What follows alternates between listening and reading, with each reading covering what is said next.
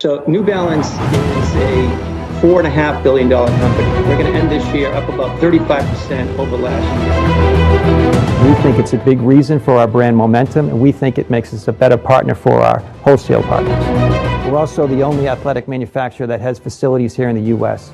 We feel really confident that we're going to continue to have that momentum. The search for our brand has been up significantly all year. See a New Balance shoe reselling for double, maybe triple what it's going for in retail. I wake up for a purpose. I've been working in New Balance for 25 years. It's a big thing for us to build New Balance shoes. People are the number one thing that make that happen.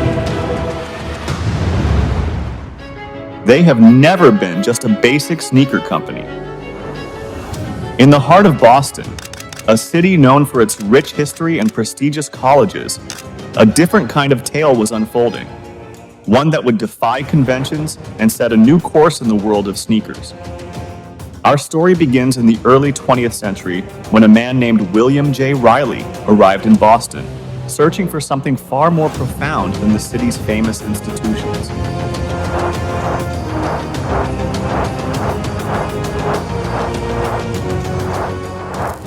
But why was he here? And what drove him to create something extraordinary? To answer these questions, we must journey back to a time of great change, a time when the world was on the brink of transformation. Picture a modest workshop, far removed from the glitz and glamour of fashion capitals. Here, amidst tools and leather, William Reilly was crafting a vision. As Reilly gazed out of his window at the chickens in his backyard, their peculiar way of walking would ignite the spark of inspiration.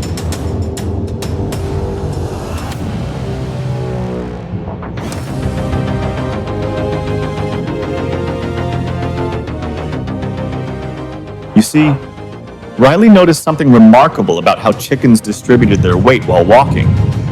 And so, inspired by these feathered creatures, he began sketching away, envisioning a better way to design shoes. His breakthrough idea revolved around the concept of New Balance, where weight distribution would be key to comfort. To bring his idea to life, Reilly started by creating special insoles designed to give people the comfort and support they deserved. But why were these insoles so special? And who were the people who embraced this new way of thinking about shoes?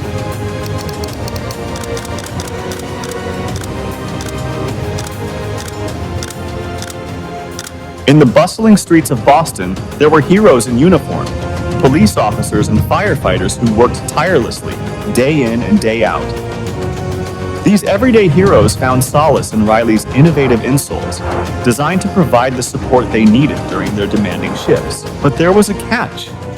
These insoles were not your average purchase. They cost a pretty penny in those days, almost $90 in today's money.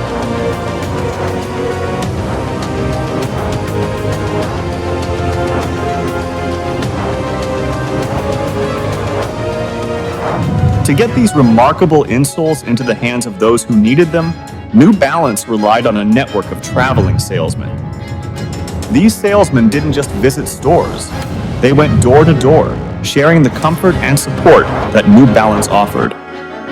The world was in turmoil during the Great Depression, with businesses failing left and right. But amidst the chaos, New Balance quietly continued to grow. In a sea of 86,000 failing businesses and 9,000 bankrupt banks, they were the exception, a testament to their resilience. In the last week of October, the stock market began to fail. Nervous investors began to sell their stocks rapidly, which intensified the problem. On October 29, 1929, the financial house of cards collapses, and the overinflated stock market plunges into a Great Depression. A financial panic grips the world. For the majority, it means the interminable line outside factory gates, desperately hoping for a job that rarely comes. It means hunger and a march of the unemployed in the nation's capital. With acute domestic problems, America would now isolate herself more than ever from the international scene. It started in America, but practically overnight an economic blizzard swept the world. In Japan, France, Britain, always the unemployed, the soup kitchens, the grinding poverty, and the despair.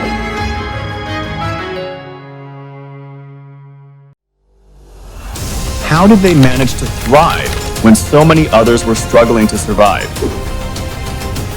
The answer lay in a partnership. William Reilly joined forces with a man named Arthur Hall, who brought marketing prowess to the table.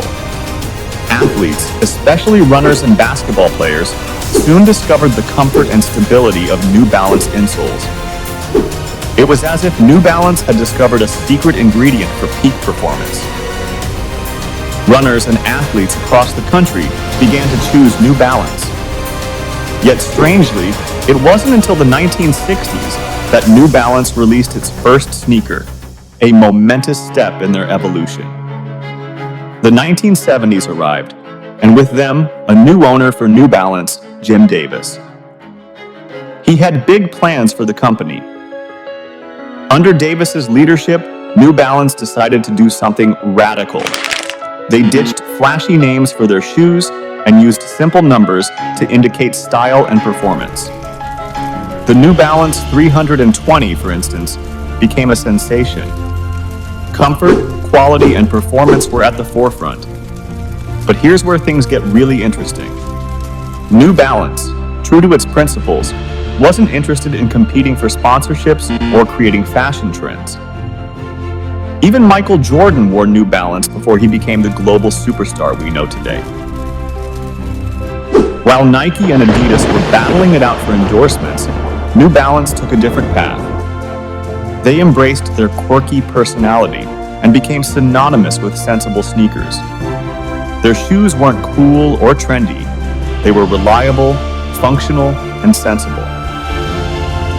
Steve Jobs himself was spotted wearing a pair of gray New Balance 992S when he launched the first iPhone in 2007. But while other brands were busy chasing celebrities and fashion trends, New Balance remained true to its roots. Their shoes were not about being cool or trendy. They were about being reliable, functional, and sensible. Celebrities like Timothée Chalamet and Hailey Bieber proudly wore New Balance, embracing their quirky charm. And creative collaborations like the one with fashion brand Aime Leon Dore turned their sneakers into collector's items. In recent years, New Balance made a surprising comeback, defying expectations and trends. Their sneakers found their way into the fashion world, worn by some of the biggest and youngest celebrities on the planet. In 2022, New Balance saw a 21% growth, making it one of the fastest growing sneaker brands in the world. And their CEO has ambitious plans to break the $10 billion revenue mark. From a small, specialized business in Boston, New Balance has grown into a global powerhouse. So, what's the secret to their success? It's simple, staying true to their core values. New Balance still delivers its shoes in a box with a chicken on the inside, a nod to their founding inspiration. Functionality still reigns supreme, and podiatrists continue to recommend New Balance for support. In a world driven by trends and marketing, New Balance has shown that sometimes ignoring the noise and staying faithful to your principles can lead to extraordinary success. This is the story of a company that defied convention, and it's far from over. So lace up your New Balance sneakers, subscribe, and let's keep walking this unconventional path together.